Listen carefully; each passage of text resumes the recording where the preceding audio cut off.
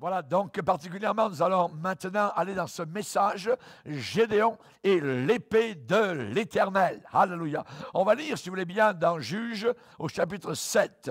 Juges, chapitre 7, et nous allons lire à partir du verset 16.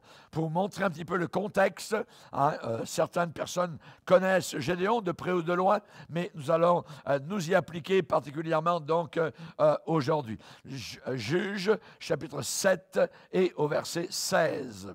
Juges, chapitre 7 et au verset 16. Donc, on nous parle ici de Gédéon. Il divisa en 3 corps les 300 hommes et il leur remit à tous des trompettes et des cruches vides avec des flambeaux dans les cruches. Il leur dit, « Vous me regarderez et vous ferez comme moi. Dès que j'aborderai le camp de Madian, le camp ennemi, vous ferez ce que je ferai. Et quand je sonnerai de la trompette, moi et tous ceux qui seront avec moi, vous sonnerez aussi de la trompette, tout autour du camp ennemi, et vous direz pour l'Éternel et pour Gédéon. » Gédéon et les 100 hommes qui étaient avec lui arrivèrent aux abords du camp au commencement de la veille du milieu. C'est à peu près vers 10 heures le soir.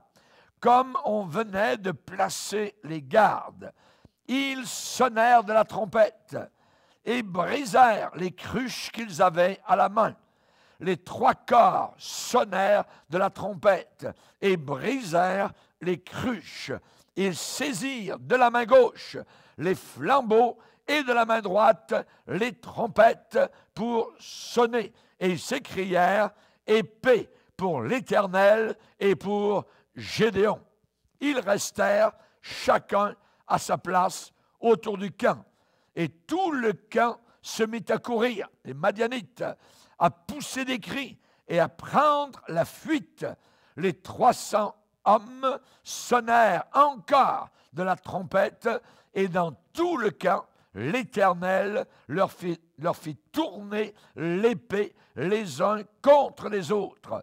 Le camp s'enfuit jusqu'à Beth-Shitta, vers Tseréra, jusqu'au bord d'Abel-Méhola, près de Taba. Les hommes d'Israël se rassemblèrent, ceux de Nephtali, d'Azer et de tout Manassé, et ils poursuivirent Madian. Amen. Seigneur, nous te bénissons. Nous te bénissons pour ces choses qui ont été écrites pour notre instruction, à nous qui sommes parvenus à la fin des siècles. Nous te demandons, Seigneur, ta bénédiction et ton onction sur le message qui va être apporté maintenant. Bénis, Seigneur, le messager qui va l'apporter. Bénis les auditeurs et auditrices qui, au travers de la terre, entendent ce message. Que nous puissions, Seigneur Jésus, comprendre ce que le Saint-Esprit a à nous dire aujourd'hui. Merci, Seigneur, pour la bonne écoute de ta parole, dans le nom merveilleux de Jésus-Christ. Amen et Amen. Et tout le peuple dit Amen. On peut s'asseoir, frères et sœurs. Alléluia. Gédéon, alléluia, gloire au Seigneur, et l'épée de l'Éternel. Ce qui est arrivé avec Gédéon, c'est que Dieu l'a appelé. Et nous savons, nous avons été appelés aussi particulièrement au salut. Et ensuite, après avoir été sauvés, Dieu nous a appelés à le servir. Nous avons été appelés non pas à nous dormir, mais à servir le Seigneur. Et il n'y a pas de plus grande joie ici-bas sur terre, et vous l'avez chanté tout à l'heure, le but de ma vie, le plan de ma vie, c'est d'adorer le Seigneur. J'ai été fait, tu as été fait pour adorer, pour glorifier celui qui t'a créé. Amen. Nous avons été créés. Nous sommes des créatures. Alléluia. Et nous aimons celui qui nous a façonnés. Amen. Avec l'argile de la terre. Amen. Pour le glorifier pour l'éternité. Le Seigneur a appelé un jour Gédéon. Et il appelle aujourd'hui encore des jeunes gens, des jeunes filles. Il en appelle. Il a appelé donc ce jeune homme, Gédéon. Il l'a commissionné et il lui a donné une mission, une feuille de route, amen, pour accomplir sa volonté. Le Seigneur l'a encouragé et l'a fait sortir de sa cachette. Et il l'a amené à une position de leadership, de leader en Israël. Vous savez, souvent, Dieu choisit des hommes très simples. Il ne choisit pas des hommes compliqués ou quoi que ce soit, qui sont élevés, je dirais, dans la société. Le Seigneur appelle généralement des gens bien simples pour accomplir ses plans. Il a appelé, si vous lisez la Bible, le Nouveau Testament, l'Évangile, vous verrez que Dieu a appelé des fermiers. Il a appelé Amos, qui était cultivateur. Il a appelé Élisée, qui était en train de labourer dans un champ. Dieu les a appelés. Il a appelé des pêcheurs de poissons, qui étaient en train de réparer leur filet dans une barque. On se rappelle de Jacques, de Jean. On se rappelle de Simon-Pierre et d'André. Donc, 2 frères d'un côté, 2 frères de l'autre. Et voilà 4 disciples de plus. Donc, 4 apôtres que le Seigneur a appelés. Alléluia. Ils ont tout laissé pour suivre le Seigneur. Et généralement, ce sont des hommes qui prient avec assurance. Lorsqu'ils prient le Seigneur, ils adorent Dieu de tout leur cœur. Ce ne sont pas des gens à moitié. Ce sont des gens qui sont totalement au Seigneur.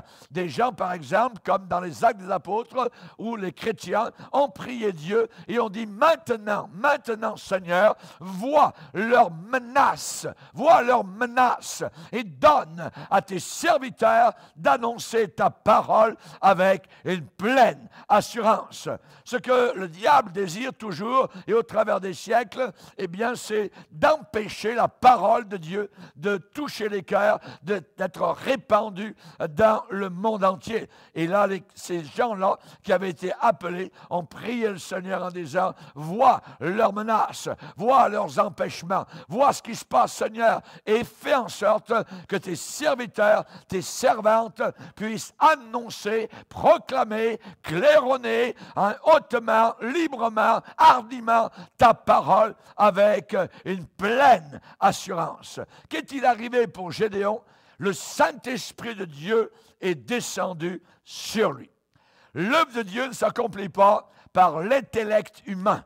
L'œuvre de Dieu ne s'accomplit pas par des idées humaines, des plans humains. Voyez, non, pas du tout. Ça se passe toujours par le Saint-Esprit.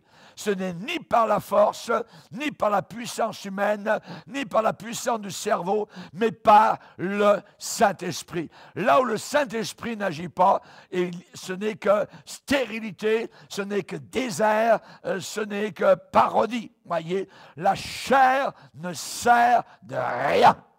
Jésus l'a bien déclaré, les idées humaines ne servent à rien du tout. C'est l'Esprit, a dit Jésus, qui donne la vie. Alléluia. Toute vie qui existe dans l'Église provient du Saint-Esprit. Alléluia. Et je bénis le Seigneur de ce que nous sommes une Église vivante, pleine de vie, pleine de joie. Ça se voit sur vos visages radieux. Ça se voit à l'éclat de vos yeux. Amen. Au sourire sur votre visage, aux pleurs sur vos joues quand vous adorez et que vous bénissez le Seigneur. Alléluia. La vie est là. Il y a une action de Dieu et il y a une réponse, une réaction de notre part. L'Esprit agit. Seigneur, s'il te plaît, ne nous retire pas ton Saint-Esprit. Amen. C'est ce que David priait de tout son cœur. Ne retire pas ton Saint-Esprit de nous. Parce qu'il savait ce qui se passe. Quand le Saint-Esprit s'en va, le roi Saül n'avait plus le Saint-Esprit et il s'est suicidé. Voyez? Et donc, on sait que particulièrement, c'est quelque chose de dangereux qui peut arriver quand le Saint-Esprit se retire. Sur Samson, le Saint-Esprit s'était retiré aussi. Et évidemment, il a fait totalement des bêtises et il travaillait ensuite pour les païens, pour les amuser. L'Église de Dieu n'est pas un lieu d'amusement. Nous ne sommes pas là pour amuser la galerie, parce que c'est très sérieux.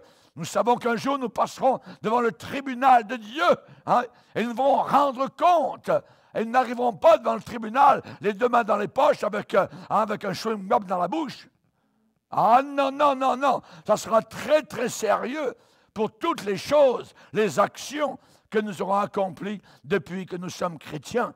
Ce qui a été fait, ce qui n'a pas été fait, ce qui a été mal fait, ce qui a été bien fait, hein, tout va être déballé en cette journée-là. Donc, nous avons besoin de prendre la vie chrétienne très au sérieux. Ça ne veut pas dire que nous ne sommes pas joyeux, mais ça veut dire que c'est sérieux. C'est du sérieux dans ce que nous sommes, voyez. Donc, le Saint-Esprit est venu sur Gédéon et la main de l'Éternel est venue reposer sur lui. Dieu l'avait appelé à un ministère de délivrance, délivrer les enfants d'Israël qui depuis des années étaient sous le joug, la botte de Madian, sous les ennemis, donc étaient les Madianites. Et donc, le Seigneur appelle Gédéon pour que le peuple soit délivré de la main de cette oppression. Les ennemis venaient pour détruire, ils cultivaient leurs champs, ils semaient. Quand la récolte arrivait, l'ennemi arrivait sur ses grands chevaux et là, il saccageait tout. Donc, c'était un ravage inimaginable. Évidemment, donc, les enfants d'Israël étaient dans un état de tristesse très, très grand. Et on voit, évidemment, que là, le Seigneur, par sa grâce, par son amour, a suscité Gédéon pour les délivrer. Et la Bible dit, Gédéon fut revêtu de l'Esprit. Alléluia! C'est merveilleux ce verbe, revêtir. Amen. Revêtir, comme une veste. Vous avez une veste, voyez, hein? Et là, cette veste-là, je n'en suis pas revêtu. Mais bientôt, je vais en être revêtu. Ça veut dire que je passe mon bras dans les manches, hein, je la place dans mon dos et je passe l'autre manche, voyez, et s'il le faut, je ferme les boutons. Je suis revêtu. La Bible dit que Gédéon fut revêtu de l'Esprit de Dieu. Cela veut dire qu'il fut enveloppé de l'Esprit de Dieu. Il fut imbibé de l'Esprit du Seigneur. L'Esprit de Dieu fut non seulement sur lui, mais l'Esprit de Dieu fut en lui. Et la Bible dit, il sonna de la trompette. Voyez, il sonna de la trompette. Alléluia. Quand vous êtes revêtu du Saint-Esprit, vous devenez un trompettiste. Amen. Vous devenez un trompettiste pour sonner l'alarme, pour être une sentinelle, pour déclarer la vérité, pour résister à l'ennemi et au péché. Vous devenez quelqu'un qui claironne. Gédéon fut revêtu de l'Esprit de Dieu et sonna de la trompette. Après avoir reçu un appel de Dieu, ce n'est jamais très sage de sortir immédiatement et de commencer à sauter dans le centre de votre service. Non. Pourquoi ce n'est pas, je dirais, très sage de faire cela comme cela rapidement? Parce que généralement, on n'est pas préparé ou prêt pour ce service ou ce ministère. Premièrement, il y a des choses qu'il faut bien établir personnellement dans votre cœur et dans votre vie. Il y a différentes choses, premièrement, à apprendre. Il y a des assurances à recevoir dans votre cœur. Il y a des confirmations à avoir par des signes, peut-être, de Dieu. Il y a des directions de Dieu à comprendre, voyez, si on veut avoir un service fructueux et efficace. Et Gédéon avait besoin de savoir que Dieu était en train de diriger ses pas. C'est très important. En réalité, Gédéon connaissait très peu de choses sur l'Éternel Dieu, le Dieu Adonai, le Dieu d'Israël. Pourquoi? Parce que Gédéon était un jeune homme, mais il avait passé toute sa jeune vie à adorer avec son père aux autels de Baal. Et c'était un adorateur, mais un adorateur de Baal. Baal représentant Satan, des fausses divinité. Il avait passé sa vie à faire cela. Et n'oublions pas que tout Israël était dans un état rétrograde, de déchéance spirituelle. Israël était à cette époque-là désobéissant. Ils faisaient ce qui leur plaisait et ils étaient déplaisants au Seigneur. La Bible dit qu'ils firent ce qui déplaît à l'Éternel. Ils adorèrent les Baals et se tournèrent vers d'autres dieux que Dieu avait interdits, et ainsi de suite. Donc, ils se permettaient, ils se donnaient des permissions pour adorer les idoles, les Baals. Et ils n'étaient pas prêts à être délivrés. Les Madianites continuaient à venir. Ils semaient la récolte et se disaient, peut-être cette année, je vois ma récolte en train de monter, peut-être cette année que donc Baal va nous aider, tout ça. Ça, c'est le peuple de Dieu. Va nous aider et que les Madianites ne viendront pas saccager nos récoltes. Voyez? Mais, un beau jour, alors c'était la moisson, voilà que là-bas au loin, sur les grands chevaux, et de la poussière, c'était les Madianites qui arrivaient encore. Voyez? Et ils étaient obligés de s'enfuir. Et ils fuyaient dans les cavernes. Ils se cachaient, donc le peuple d'Israël se cachait dans les vallées très encaissées, les ravins des montagnes, parce qu'ils avaient peur des ennemis. Et j'aimerais vous dire que lorsque vous servez les Baals, vous n'êtes pas vainqueur. Vous êtes vaincu. Vous êtes vaincu. Voyez? Vous ne pouvez pas être vainqueur quand vous servez, évidemment, le monde.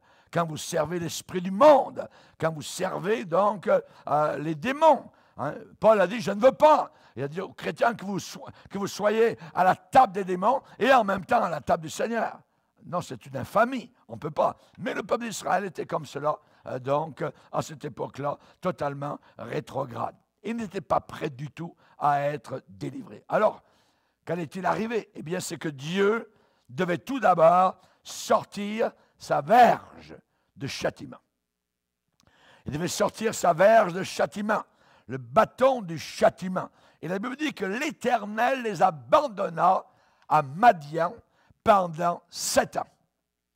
Pendant 7 ans, donc, les Madianites harcelaient, tuaient, saccageaient, violaient, et ainsi de suite. Et eux, ils continuaient à adorer les Baals. Imaginez. Inimaginable. Et Dieu a permis, dans sa grâce, d'appeler un jeune homme, appelé Gédéon. Gédéon. J'aimerais que nous ayons des Gédéons à la réunion. Amen. Des gens appelés et que le Seigneur va utiliser à sa gloire. Et Dieu a permis à Gédéon de placer devant lui 3 tests. Dieu a éprouvé 3 fois Gédéon.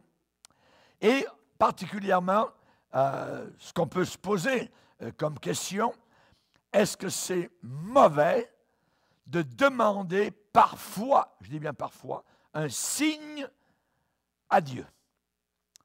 Est-ce que c'est mauvais? Est-ce que c'est mauvais de demander à Dieu une assurance surnaturelle pour savoir si vous êtes véritablement dans le centre de la volonté de Dieu? Est-ce que c'est mauvais de demander une confirmation dans une certaine direction? J'aimerais vous dire que parfois, non. Parfois, ce n'est pas mauvais. Dieu, avec Gédéon, a permis cela. Vis-à-vis de Gédéon, il voulait savoir s'il était vraiment dans le sang. On doit se rappeler, évidemment, l'arrière-plan de Gédéon. Gédéon ne savait pas vraiment qui était l'Éternel. Il était au début, on va dire, de sa vie chrétienne, d'une certaine manière. On va le voir, voyez. La question, quand le Seigneur l'a appelé, pourquoi moi? Pourquoi moi? Voyez, cette question résonnait à ses oreilles. Seigneur, pourquoi moi? Et souvent, quand on est appelé de Dieu, on se pose la même question que Gédéon. Seigneur, c'est bien moi? Vous voyez, tu n'es pas trompé de nom, c'est pas C'est comme quand le professeur pose une question, puis l'élève, il pense que c'est la question, ça va à l'autre là-bas au bout de la classe. Non, non, non, c'est bien pour toi. Oh, oh. Ouais. Et là, c'est la même chose. Voyez, c'est la même chose. La question, pourquoi moi? Tu m'appelles, Seigneur? Ouais. Et Gédéon avait besoin de solutionner, de résoudre quelques questions dans ses pensées. Tout d'abord, pourquoi? Pourquoi les Madianites sont arrivés au point de nous oppresser comme peuple? Comment ça se fait, Seigneur? Il va poser la question à l'ange de l'Éternel, une théophanie du Seigneur Jésus-Christ. Il va dire pourquoi? Pourquoi toutes ces choses nous sont-elles arrivées? C'est une grande question. Pourquoi toutes ces choses nous sont-elles arrivées? Elles n'étaient pas obligées d'arriver, ces choses. Mais elles sont arrivées, elles sont là. Les Madianites nous saccagent. Ils nous renversent. Deuxième question. Seigneur, où sont les puissants miracles de délivrance de ta part? Il n'y a plus de miracles. Comment ça se fait que nos pères, dans le passé, nous parlaient de toutes sortes de choses, de miracles que tu accomplissais, de boiteux qui se levaient, d'aveugles qui voyaient, de sourds qui entendaient, de démons qui étaient chassés? Seigneur, pourquoi? Où sont-ils? Où sont tous ces prodiges que nos pères nous ont racontés? Mais la plus importante question, pourquoi Dieu m'a-t-il choisi? Je ne sais pourquoi, dans sa grâce, vous connaissez le cantique. Il aurait pu choisir votre sœur dans la famille. Il aurait pu choisir votre mère, quelqu'un d'autre. Non, c'est vous. Et c'est nous qui formons cet assemblage disparate qu'est l'Église de Jésus-Christ. On a souvent dit, on ne choisit pas sa famille. Amen. Vous pouvez choisir votre mari, votre épouse, vous pouvez choisir votre lieu d'habitation, mais dans l'Église, ceux et celles qui la composent, ce n'est pas nous qui les avons choisis. C'est Dieu. Alléluia. Et c'est quelque chose de merveilleux à nos yeux. Des gens de toutes sortes de milieux, de toutes sortes d'endroits, de toutes sortes de rangs sociaux. Voilà que maintenant nous formons une seule famille. Et pour longtemps. Nous sommes mieux de nous habituer. Alléluia. Je suis convaincu que Dieu planifie parfois des épreuves pour mettre nos vies au test. Nous tester. Dieu permet. Il n'y a rien qui arrive que Dieu ne le permet pas, puisque ça arrive, ou c'est arrivé, ou ça arrivera. Toute personne qui a accompli quoi que ce soit pour Dieu sur la planète Terre a dû premièrement être éprouvée, mise à l'épreuve.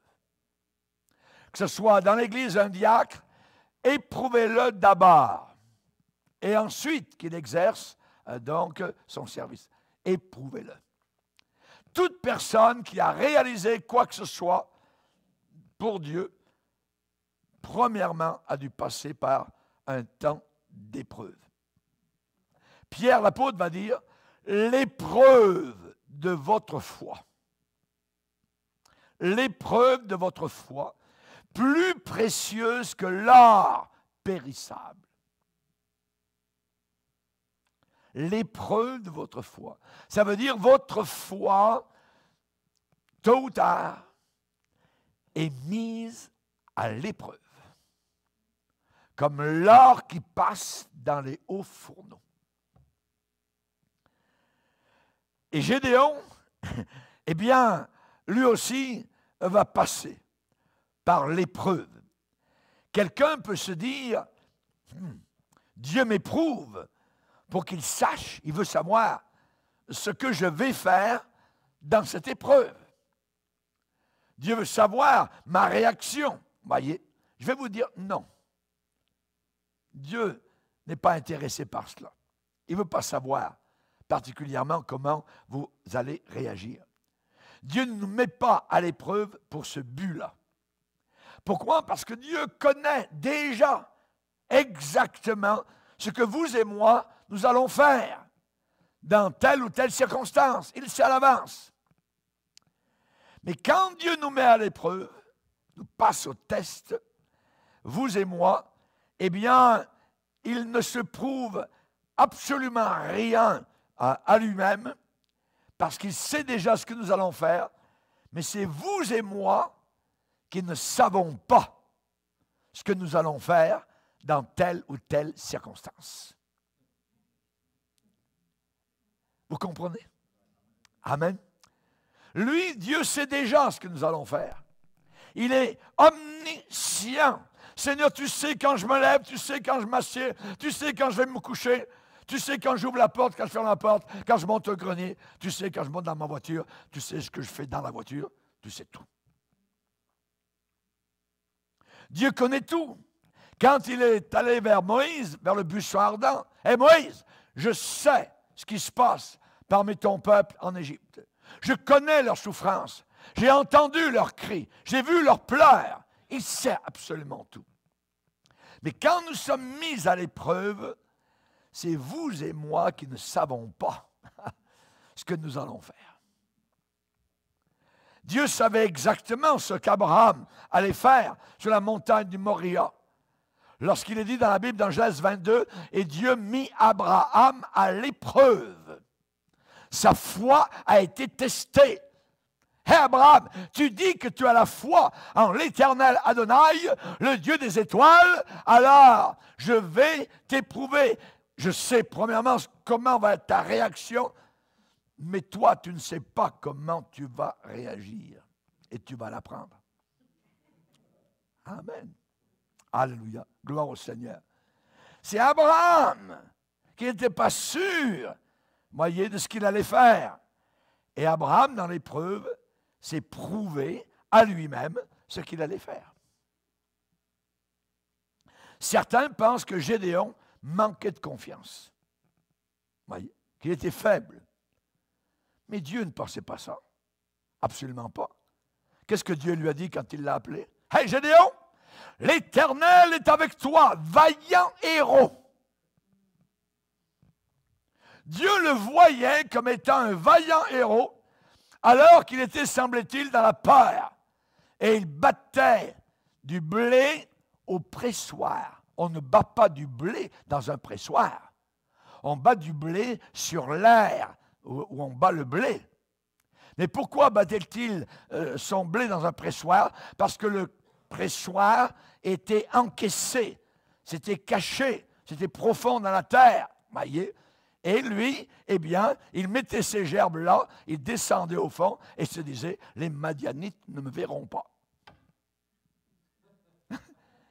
Et Dieu lui dit, vaillant héros. Mais, si Dieu vous dit que vous êtes un vaillant héros, vous êtes mieux de le croire. Parce que c'est Dieu qui parle. Peut-être que vous ne vous voyez pas comme cela, mais Dieu, lui qui connaît tout, il connaît, je dirais, le futur depuis le commencement. Il sait depuis votre naissance et du sein de votre mère ce que vous allez être plus tard. Il vous appelle peut-être vaillant héros.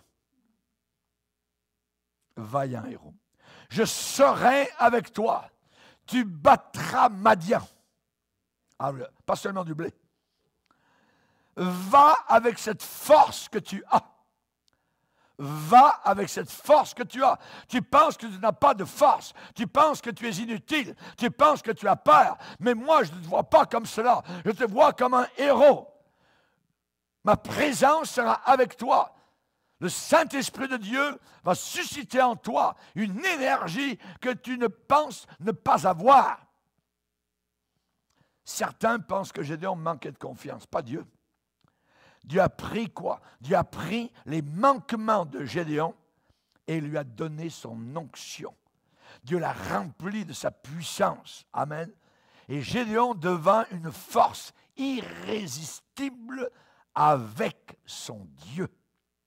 Avec Dieu, nous ferons des exploits.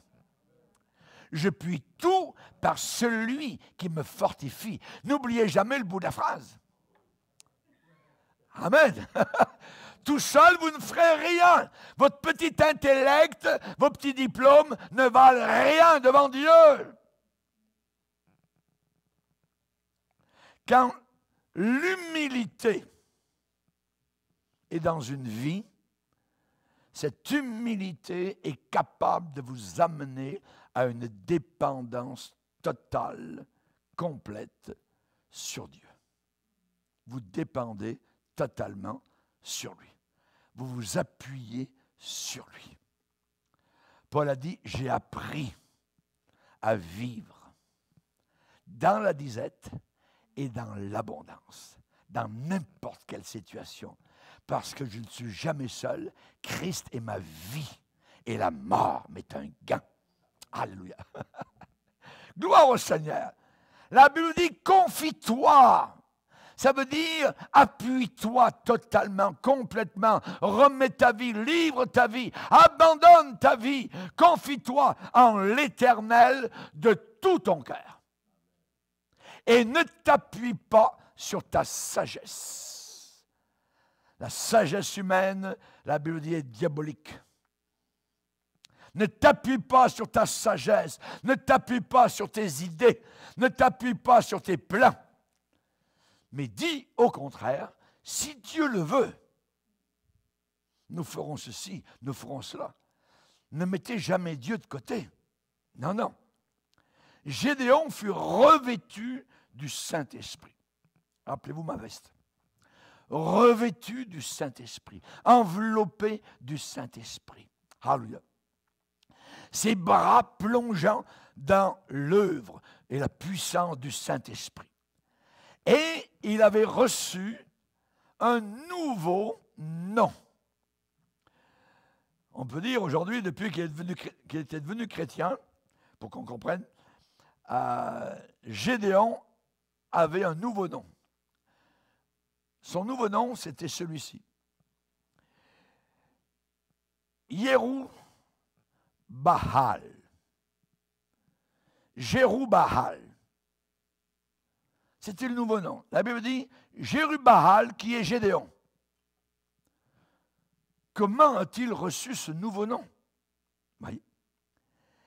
Ça veut dire quoi? Ce nom a une signification. Que Baal plaide, que Baal dispute. Pourquoi? Parce que le Seigneur s'était révélé à Gédéon et Dieu lui avait dit, hey, tu vois là-bas, l'autel de Baal, renverse-le.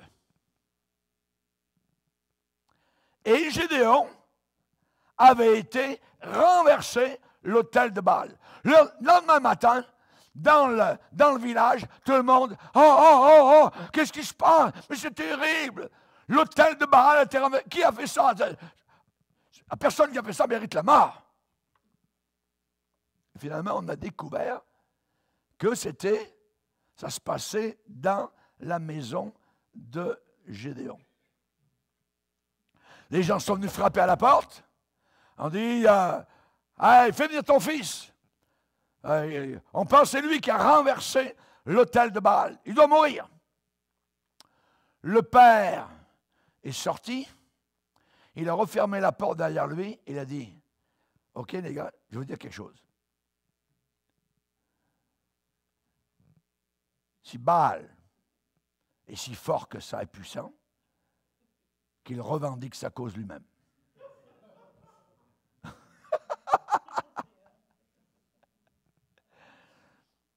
Et ils sont tous repartis. Penaud. On dit, ben oui, c'est notre Dieu. Que notre Dieu le renverse, lui aussi, le tue, ainsi de suite. Et on a appelé Gédéon Jéru-Baal. Que Baal plaide. que Baal dispute. Voyez? Gédéon a été l'homme qui a osé contester, combattre le dieu Baal. Gédéon a eu un nom tout à fait particulier, honoré comme l'homme qui a osé faire quelque chose. Il a osé faire quelque chose. Comme Moïse a osé placer son bâton sur la mer. Et sous leurs yeux étonnés, la mer s'est mise debout, ou d'une autre manière, a fait un chemin au milieu donc d'elle-même. 2 murailles d'eau. Moïse a osé croire ce que Dieu avait dit. David a osé défier Goliath. Tout le monde avait peur. Tout le monde craignait, tout le monde tremblait. Et le roi Saül était dans sa tente depuis des semaines, sans oser défier cet homme qui chaque jour s'avançait en disant « Bande de niaiseux! Amenez-moi un homme, on va se battre, on va voir qui sera vainqueur. » Et quand David a apporté du pain et du fromage un beau matin à ses frères qui étaient sur le champ de bataille, qui ne faisaient rien, mais qui c'est ce gars-là? Quand il a entendu les ricanements de Goliath, il dit, moi je vais aller le combattre. Il a osé faire quelque chose. Il a osé. Vous savez, quand il y a un réveil spirituel dans une église, ça commence toujours dans le cœur d'une seule personne. Dieu a dit, je cherche pas des gens, je cherche un homme qui se tienne à la brèche devant moi et qui prie. C'est ce qu'il cherche. Un jour, un grand homme de Dieu que Dieu a utilisé, dans sa maison, il a pris une craie et il a fait simplement un cercle par terre. Et ensuite, il est entré dans le cercle et il a dit, Seigneur, que le réveil vienne dans le cercle. La personne, évidemment, remplie du Saint-Esprit. Cet homme a prié. Amen. Ce n'est pas là-bas, peut-être de suite, puis à Perpète-les-Oies, puis non, non, non. C'est toi, c'est moi. Un homme, Gédéon, en train de battre, un fermier, en train de battre du blé dans un pressoir. Un réveil dans une église commence toujours dans le cœur d'un seul homme. Quand Dieu se meut, quand Dieu commence à agir dans une assemblée, voyez, c'est toujours « je cherche un homme ». Veux-tu répondre en disant « Seigneur, je serai cet homme ». C'est le défi. Et là, donc, on voit Dieu agir. Il n'en a pas 4-5 entre les mains, un seul. Dieu a un seul homme entre les mains, Gédéon. Gédéon. Et ce n'est pas longtemps, il ne se passe pas beaucoup de temps avant que les Madianites de l'autre côté sachent qu'il y avait un homme qui était revêtu du Saint-Esprit. Revêtu du Saint-Esprit va faire toute la différence. Toute la différence. Et on voit que maintenant, là-bas, dans le camp madianite, ils parlaient dans leur chaumière, dans leur tente, de cet homme appelé nouvellement du nom de Jérubbaal. Ils ont un homme là-bas, il s'appelle Jérubbaal. Mais c'est formidable, cet homme, il est rempli d'un esprit, l'esprit des dieux, tout ça. Il fait des choses extraordinaires, il n'a pas peur. Il est en train de monter les gens contre nous. Ça doit être un complotiste.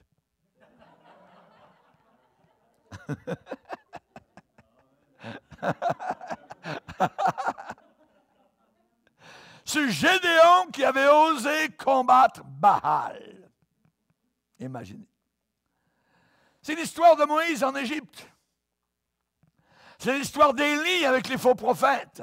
L'histoire de Jean-Baptiste. Qui vous a appris à fuir la colère à venir? Produisez donc du fruit digne de la repentance. Et ne prétendez pas dire à vous-même, « Oh, j'ai une Bible, oh, c'est ça, oui, j'ai mon église, j'ai ma dénomination. » Dieu, ce n'est pas ça qu'il cherche. Comment est ton cœur? Comment est ton cœur?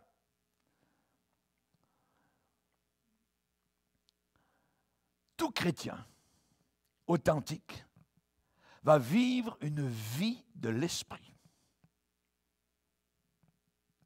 Tout chrétien authentique va vivre une vie par l'esprit et dans l'esprit.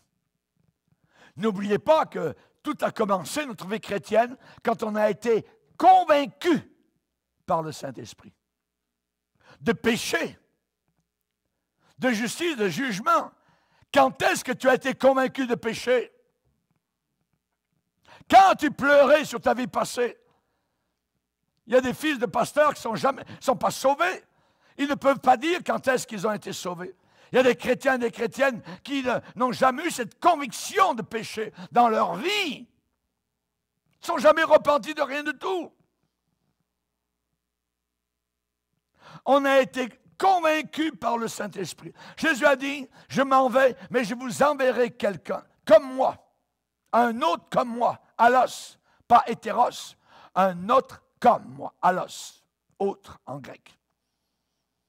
Et lui, le Saint-Esprit, il convaincra le monde. Il va apporter la conviction.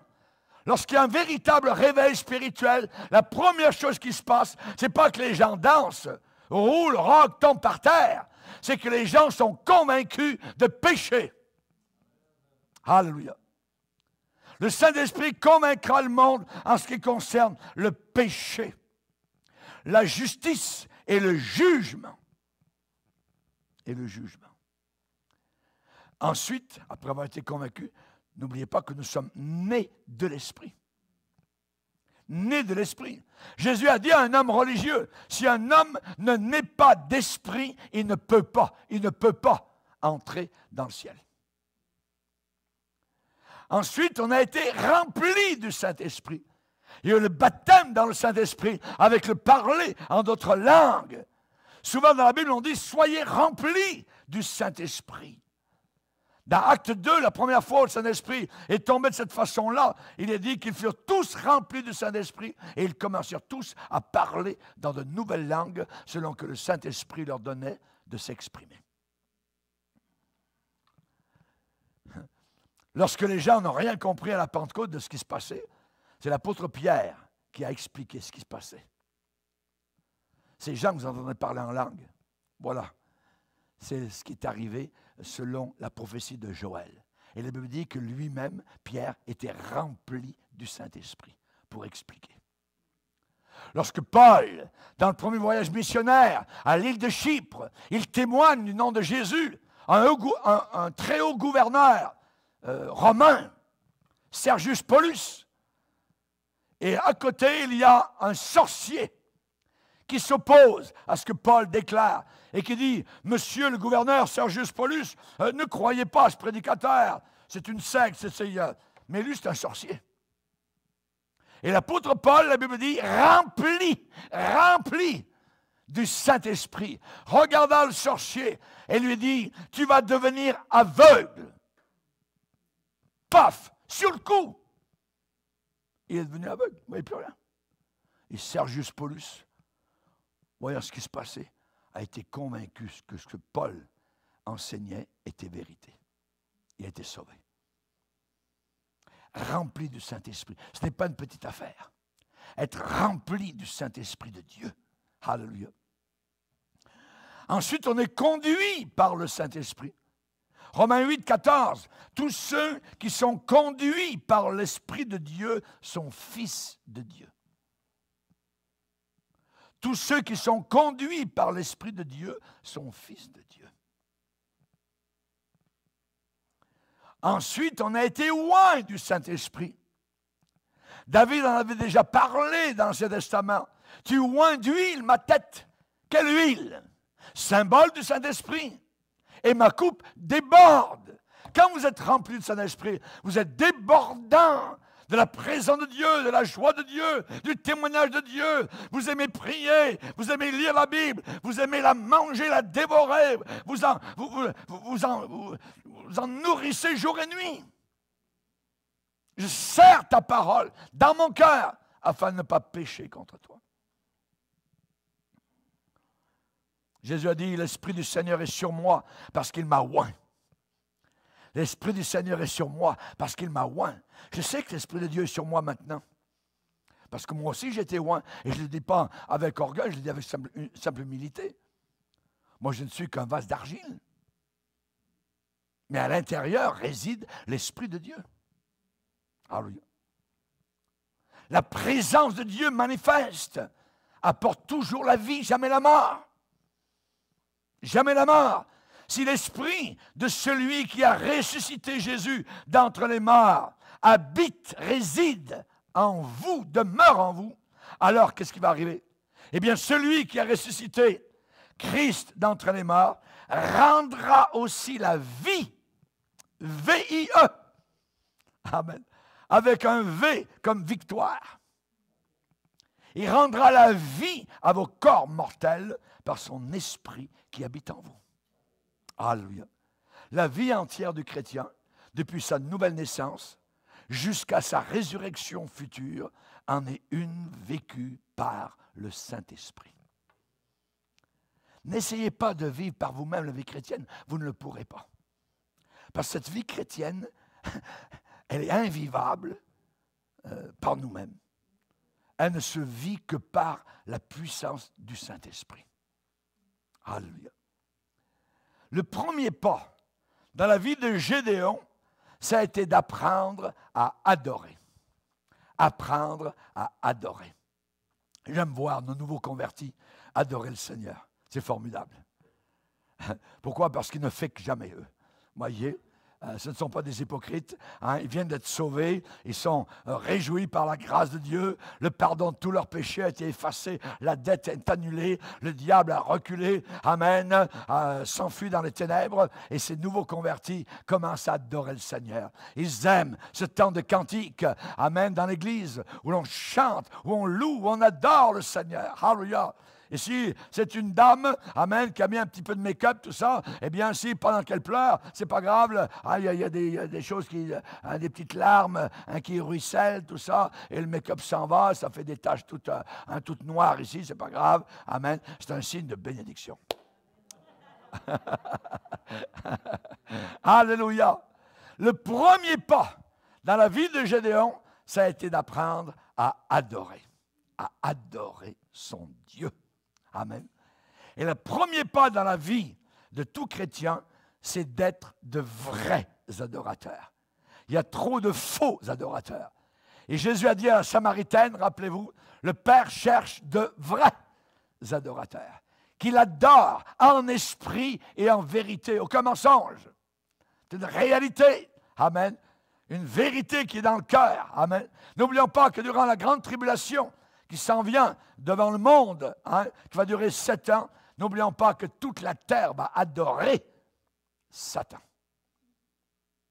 Ils vont adorer le diable. Pourquoi? Parce que l'homme est un adorateur. Ou bien tu adores le diable, ou bien tu adores Dieu. Et nous avons besoin d'apprendre, et Gédéon l'a appris, à être un véritable adorateur. Avant que Dieu puisse nous utiliser dans l'Église, dans le service de Dieu, nous devons apprendre, premièrement, comment se prosterner dans l'adoration. J'aime nos réunions de prière parce qu'on est à genoux, à côté de notre chaise, ou à genoux en avant, ou ailleurs, on est à genoux devant Dieu. La Bible dit que Daniel pliait ses genoux 3 fois par jour à Babylone. Daniel, c'est pas peu dire, c'est un grand homme de Dieu. C'est vrai que vous pouvez prier debout, tout ça. Moi, je prie souvent en marchant. Mais j'aime la réunion de prière où tous ensemble, on est à genoux devant le Seigneur. C'est un signe d'humilité. Il est grand, il est puissant, et je reconnais mon indignité. Alléluia. Gloire à Dieu. Gédéon a adoré son Dieu à un nouvel autel. On va le lire dans Juges, chapitre 6. Juges, chapitre 6.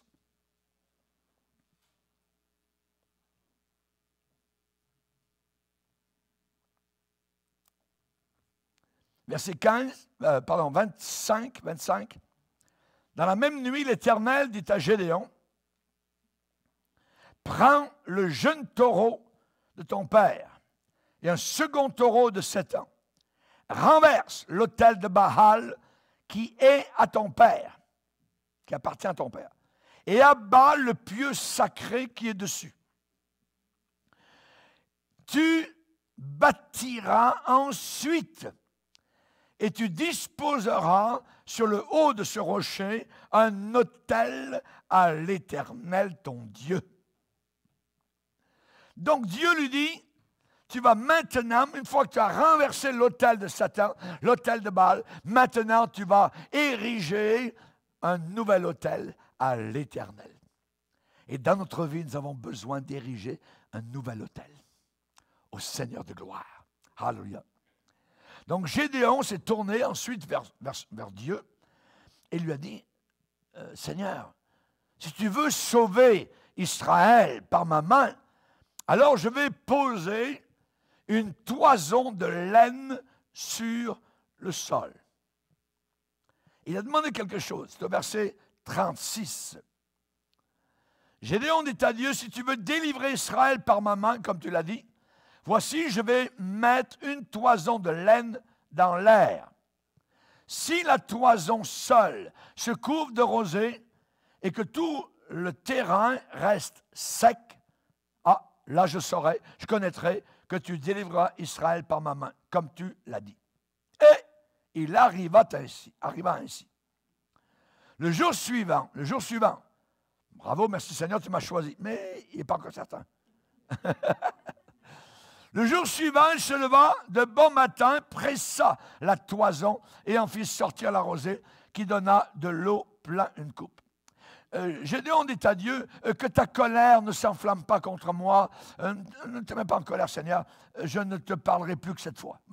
Je voudrais seulement faire encore une épreuve avec la toison. Que ce soit le contraire qui arrive.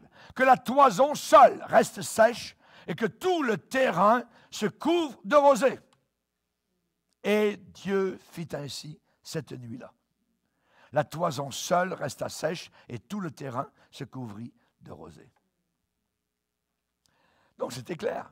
Je t'ai appelé. Je t'ai choisi. Hein? Donc, à partir de cet épisode, vient l'expression « mettre une toison devant Dieu ». Les chrétiens qui disent « je vais mettre une toison devant Dieu », ça vient de là. Hein? Je vais demander au Seigneur si c'est vraiment sa volonté. Ça veut dire rendre certain, par des moyens visibles et surnaturels, la volonté de Dieu dans certains domaines. Seigneur, je ne veux pas soulever ta colère contre moi. Je veux juste comprendre mes sentiments dans toute cette chose-là. Hein, et j'aimerais vous dire que Dieu comprend. Dieu vous aime. Dieu nous aime. Voyez, il nous protège. Il est plein de compassion. Hein, et évidemment, donc, il connaît cette chose qui peut-être est en train de vous créer certaines difficultés, comme une petite roche dans votre soulier. Tout va bien, sauf que ça marche mal avec une roche dans le soulier. Dieu n'est pas en colère quand nous voulons, je dirais, nous assurer de sa volonté sur une certaine chose dans nos vies. Il y en a beaucoup qui ont fait des erreurs, des graves erreurs sérieuses, parce qu'ils n'ont pas consulté Dieu. Ils n'ont pas consulté le Seigneur. Ils n'ont pas dit, Seigneur, est-ce que c'est bien ce que je vais faire? Ce que je suis en train de faire? Seigneur, est-ce que c'est une erreur? Ou bien, Seigneur, est-ce que je suis en train de me tromper? Nous lisons dans la vie de David souvent l'expression « et David consulta l'Éternel ». Il y a beaucoup de chrétiens qui ne consultent jamais Dieu pour rien du tout. Est-ce possible? Il faut que nous demandions au Seigneur avant. Souvent dans ma vie, j'ai dit, Seigneur, voilà qu'il y a une porte qui est en train de s'ouvrir. mais pas certain.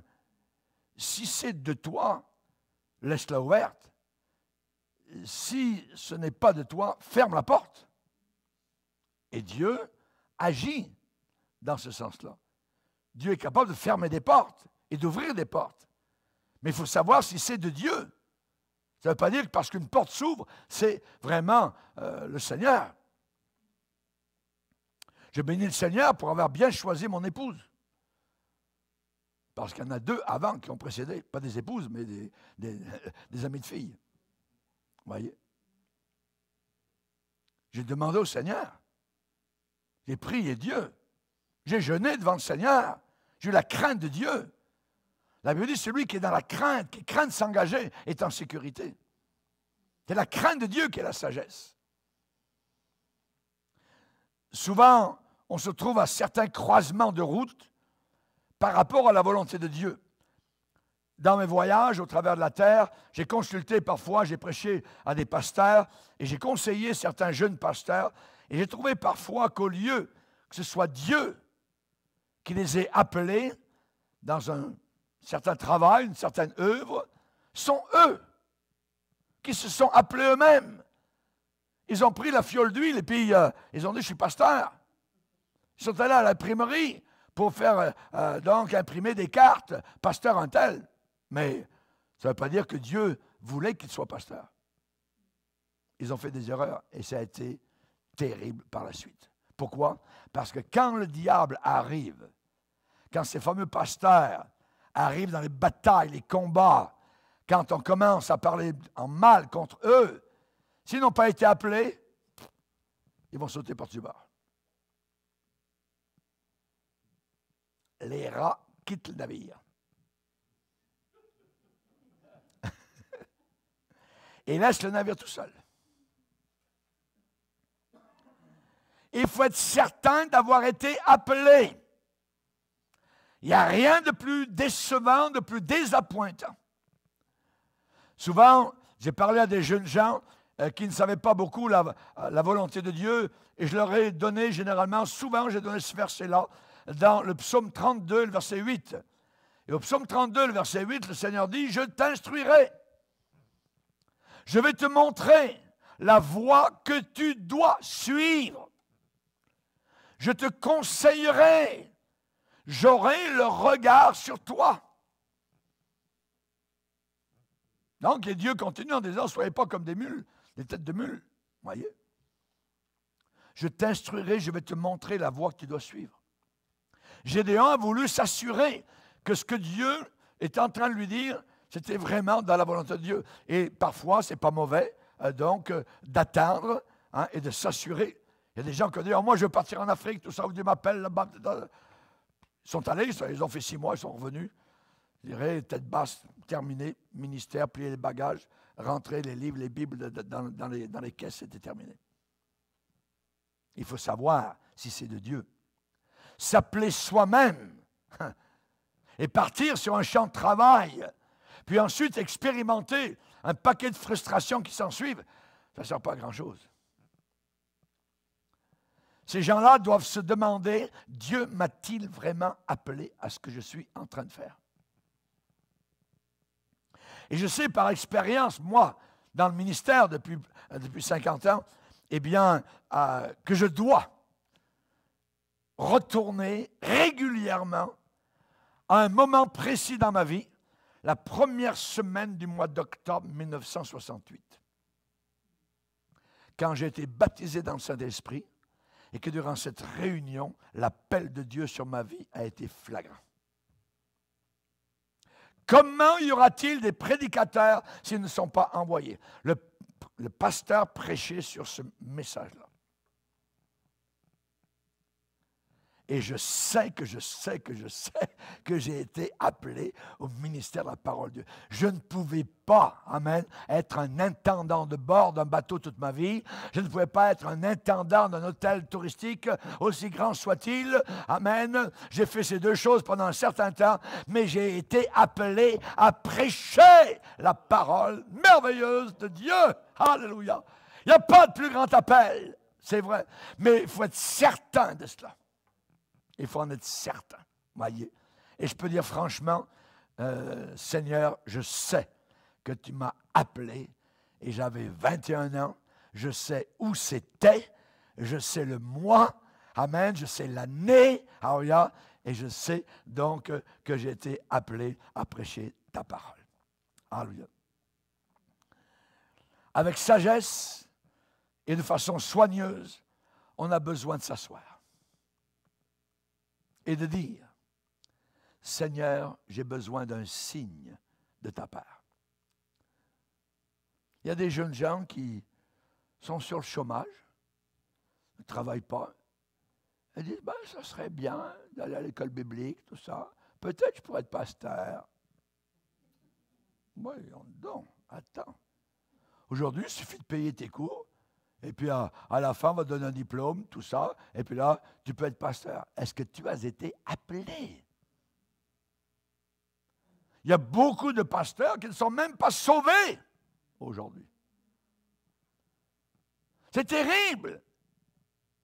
Qui croient dans l'homosexualité, qui ne croient pas que Jésus est né d'une jeune fille vierge, qui ne croient même pas à la divinité du Christ, des pasteurs. Raison pour laquelle la Bible dit éprouvez les esprits pour savoir s'ils sont de Dieu. Avant d'entrer dans une église nouvelle, allez voir le pasteur. Ayez une audience avec lui. Pasteur, j'aimerais savoir juste ce que vous croyez. Il faut savoir ce qu'il croit. Parce que c'est lui qui va vous enseigner. Il peut vous emmener en enfer, comme il peut vous emmener au 3e ciel. Donc, que ce soit dans le ministère, que ce soit dans le mariage, que ce soit en business, que ce soit dans tout autre domaine, j'ai besoin de savoir si je suis dans la volonté du Seigneur. La Bible dit, si quelqu'un manque de sagesse, qu'il la demande à Dieu. Qu'il donne à tous, sans faire de reproches. Ne te vante pas du lendemain, parce que tu ne sais pas ce que le lendemain peut enfanter. Ce n'est pas à l'homme, quand il marche, à diriger ses pas. C'est Dieu qui doit diriger nos pas. Seigneur, mets des petites roulettes sous mes souliers, puis dirige-moi là où tu veux. Fais de l'Éternel tes délices. On parle de délices. Quelque chose d'excellent, de bon, de merveilleux. Fais de Dieu tes délices. Nourris-toi de la parole. Aime parler, venir à l'église. Ainsi de suite. Fais de l'Éternel tes délices. Et il te donnera ce que ton cœur désire. Pourquoi? Parce que si tu fais de l'Éternel tes délices, il y aura des désirs qui vont monter dans ton cœur. Et ces désirs seront selon Dieu et non pas selon le monde. Amen. Et en terminant, j'aimerais vous donner un dernier verset. Proverbe chapitre 16, on va y aller. Proverbe 16, verset 1er. Les projets que forme le cœur dépendent de l'homme. Ça, c'est l'homme. L'humanisme. Mais la réponse que donne la bouche vient de l'Éternel. On peut avoir beaucoup de projets dans le cœur, mais c'est Dieu qui aura le dernier mot. Toutes les voies de l'homme sont pures à ses yeux, mais, il y a un mais, celui qui pèse les esprits, c'est l'Éternel. Et le verset 3, recommande à l'Éternel tes œuvres et tes projets réussiront. Amen. Toujours Dieu. On ne peut pas enlever Dieu du paysage. C'est impossible. Ne vous battez pas contre Dieu. Je vais vous dire ce qui va arriver. Vous serez toujours perdant. Il n'y a personne qui a jamais gagné contre Dieu. Personne. Ne vous battez pas contre Dieu. N'en voulez pas à Dieu. Jacob s'est battu toute une nuit contre le Seigneur, l'ange de l'Éternel. Et il a été vaincu. Le matin, il boitait. Amen. Ne vous battez jamais contre Dieu. Vous serez vaincu. Rentrez dans les plans du Seigneur et vous serez vainqueur. Amen. Seigneur, nous sommes en ta présence. Seigneur, combien ton cœur nous fait du bien. Combien nous voulons l'entendre battre, Seigneur. Cette vie qui nous vient du Saint-Esprit. Nous te remercions car il n'y a rien de semblable dans le monde entier à la vie de l'Esprit, aux appels de Dieu. Tu ne te repens pas de tes dons que tu accordes, ni de tes appels, Seigneur. Alléluia! Combien nous sommes heureux, Seigneur, de te servir avec joie et non pas en rebiffant avec tristesse. Non, Seigneur, nous te glorifions. Nous te glorifierons à jamais et à jamais, au siècle des siècles. Amen. Et tout le peuple dit Amen. Levons-nous ensemble devant le Seigneur.